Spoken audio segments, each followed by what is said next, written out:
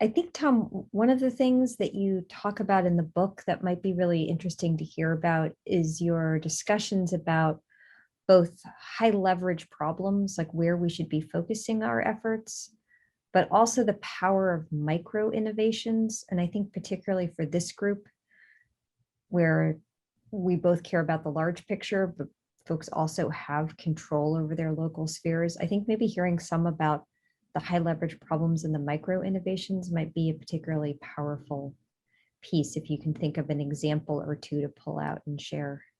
Yeah. So for me, it's really about trying to build on this work of community organizing and finding ways to bring collaborative groups together to address problems where we can make progress in short periods of time. And then if we can strategically kind of orchestrate our work on those over a number of years, we can actually build the resources and the supports that are going to enable us to have a much stronger education system moving forward. So from my perspective, in primary school, chronic absences, is, I mean, it could be a high leverage problem at any level, but it's certainly critical in primary school.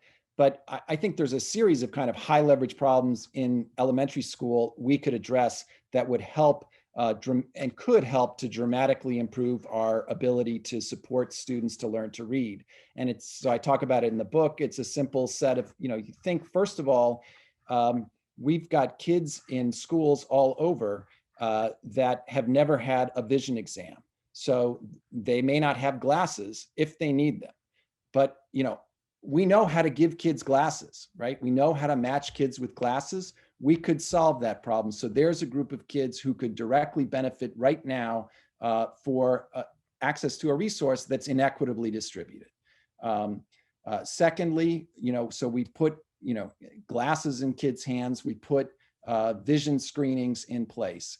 Secondly, there's plenty of evidence that there kids who were denied access to diverse, to books at all, but certainly to access to materials from diverse authors and diverse perspectives. We also know that there are some very somewhat simple ways, like, I mean, literally there are book vending machines that can be placed in communities and doctors' offices and other places that have been shown to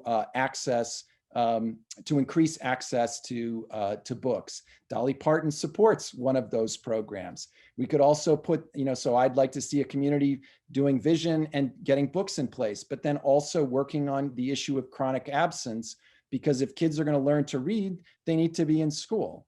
So you get kids in school with glasses, with books, and now you make sure you're identifying those kids like the Finns do who need help and support in kindergarten, first grade, haven't gotten it before. Make sure they get it so they can keep up and stay a part of it.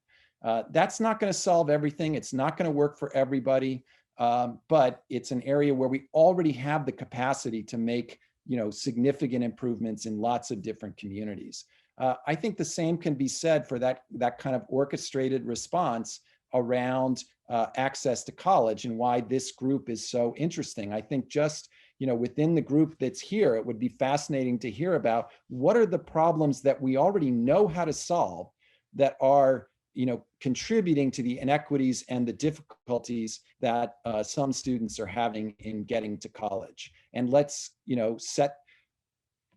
lay out and think about an orchestrated and strategic way of doing that. And I know many of you may be working on your own in your own communities, but that's a kind of network-like strategy that you could be a part of, even if it's not something that at this moment you have the capacity to carry out in your country, in your particular circumstance.